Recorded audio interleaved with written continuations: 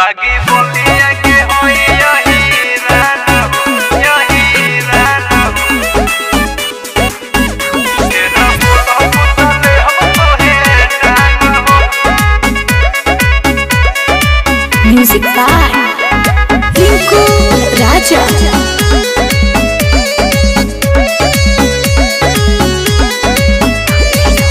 हमरा तू चक्कर में पड़ना बाबू, रख तू अपना हो दिलवा पे काबू।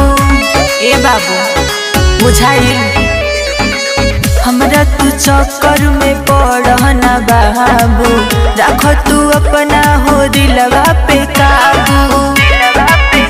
कितने आशिकों के ले हनी जान हो, का बुझला? बागी बोलिया के होई यही राना हो, ढेर बोलहब तले हम तो है टांग हो। बागी बोलिया के होई यही राना हो, ढेर बोलहब तले हम तो है टांग हो। अच्छा ई बात बा? हाँ ये बात बा।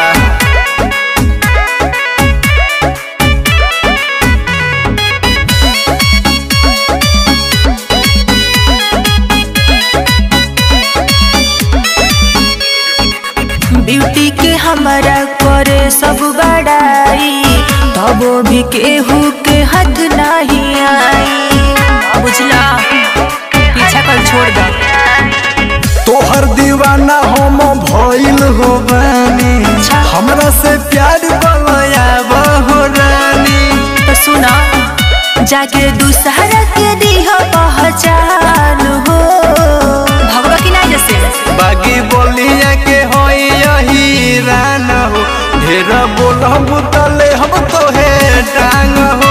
बागी बोलिया के होई यही राना हो, ढेर बोलहब तले हम तो है टांग हो। इतना हिम्मत बा?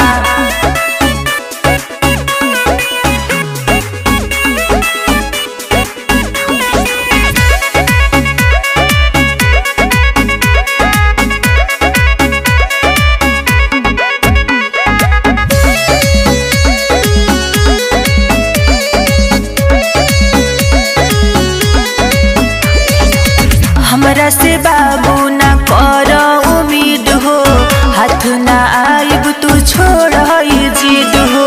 देखो जिद मत कर। तोहर मंगिया तो हम ही सजाई, अच्छा। तोहरा के हम अपन बनाई। तो सुना, नहीं तो हके बनाइब में हमान हो, बुझाई ना? बागी बोलिया के होई यही राना हो, ढेर बोलहब तले हम तो है टांग हो।